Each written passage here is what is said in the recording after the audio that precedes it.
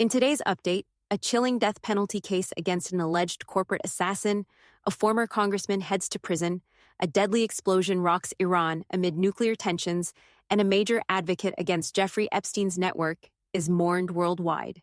From courtroom bombshells to global security threats, here's everything you need to know. Federal prosecutors in Manhattan have announced they will pursue the death penalty against Luigi Mangione, who pleaded not guilty Friday to charges of murdering United Healthcare executive Brian Thompson. Authorities accuse Mangione of plotting to target an entire industry through acts of violence. Mangione had already pleaded not guilty in a separate New York State case connected to Thompson's December 2024 killing. According to police reports, Mangione was arrested in Pennsylvania, found with a 9mm pistol, clothing matching surveillance footage, and a notebook detailing plans to assassinate a health insurance CEO. Attorney General Pam Bondi had previously confirmed the Justice Department would seek capital punishment. In another high-profile court case, former New York Congressman George Santos was sentenced Friday to 87 months in federal prison. Santos had pleaded guilty last year to charges of wire fraud and aggravated identity theft, cutting a deal to avoid trial on 21 other charges. At sentencing, Santos addressed his former constituents in New York's 3rd District, saying, "I failed you." His political career quickly collapsed after his 2022 election victory, when investigations revealed he had fabricated major parts of his background.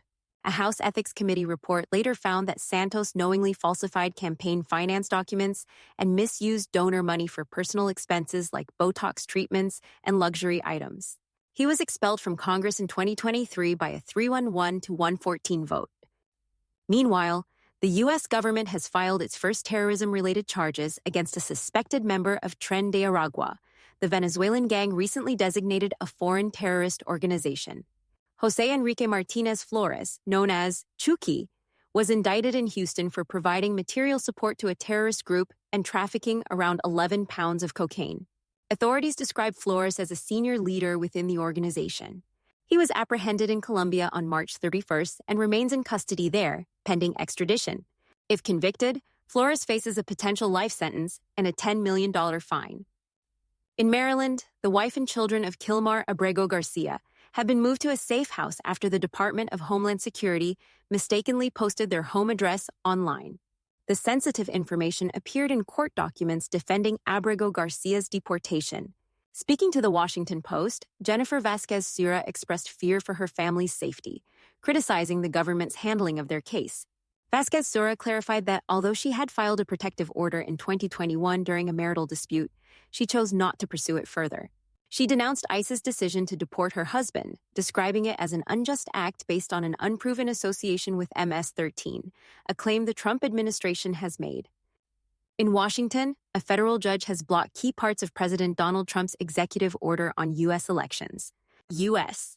District Judge Colleen Collar-Catelli issued a preliminary injunction against the newly mandated proof of citizenship requirement for federal voter registration forms, ruling that regulating elections is the responsibility of Congress and the states, not the president. Other elements of Trump's March order remain intact for now, including tighter deadlines for mail-in ballots and allowing Elon Musk's Department of Government Efficiency to access voter roll databases. The judge noted that challenges to those measures were either premature or must be brought by individual states.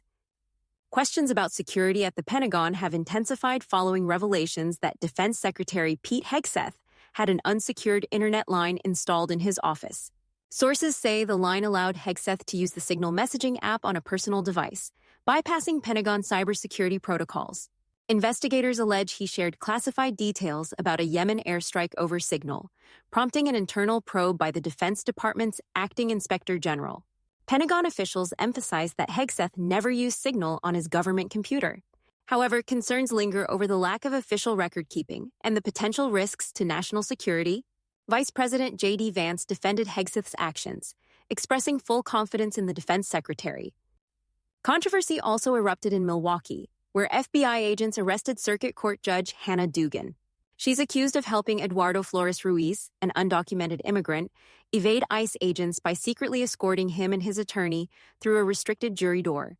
Flores Ruiz, who faced misdemeanor domestic battery charges and had previously been deported, was caught outside the courthouse after a foot chase. Dugan faces charges of concealing an individual to prevent discovery and obstructing a proceeding. Her attorney said she protests the arrest. Democratic leaders like Wisconsin Governor Tony Evers and Senator Tammy Baldwin condemned the move as a serious threat to judicial independence. Meanwhile, Attorney General Pam Bondi defended the arrest, accusing Dugan of endangering law enforcement officers. Protests erupted outside the courthouse, with advocacy groups warning of the chilling effects on immigrant communities. In the Middle East, a devastating explosion rocked Iran's Shahid Rajai port early Saturday, killing at least 8 people and injuring more than 750. The blast began when a fire broke out among chemical storage containers holding hazardous materials, including sodium perchlorate, a compound used in missile fuel. The fire triggered a chain reaction, resulting in massive secondary explosions that shattered windows up to 20 miles away. The affected storage area had previously been flagged for safety issues by Iran's National Disaster Management Organization. Aerial footage showed multiple fires raging across the port, with helicopters battling the flames from above. The Interior Ministry warned of air contamination from toxic chemicals, while smaller explosions continued to erupt hours after the initial blast. The disaster unfolded just as U.S.-Iran nuclear negotiations resumed in Oman, talks that remain deadlocked over uranium enrichment and missile development. Some Iranian commentators have suggested possible Western sabotage, although no evidence has emerged. In Australia, the world mourns the loss of Virginia Giuffre, a leading voice against Jeffrey Epstein's sex trafficking network. Giuffre died by suicide at her farm in Western Australia, according to a statement from her family. They described her as a fierce warrior for survivors of abuse and said the lifelong toll of her trauma had become too heavy to bear. Giuffre had survived years of exploitation by Epstein and his associates, including Ghislaine Maxwell, Prince Andrew, and French modeling agent Jean-Luc Brunel. Her lawsuit against Prince Andrew ended in an out-of-court settlement in 2022, though he denied the allegations. Recently, Giuffre had reported surviving a serious car accident involving a school bus, after which she suffered kidney failure. However, Australian police reported no injuries from the incident. Her death brings a tragic end to a courageous fight for justice. That's all for tonight's news update. Thank you for joining us. We'll continue to monitor these stories and bring you the latest developments. Stay safe, stay informed, and have a good night. If you enjoyed this video, don't forget to hit the like button, share it with your friends, and subscribe to the channel. And don't forget to turn on the notification bell so you never miss an update.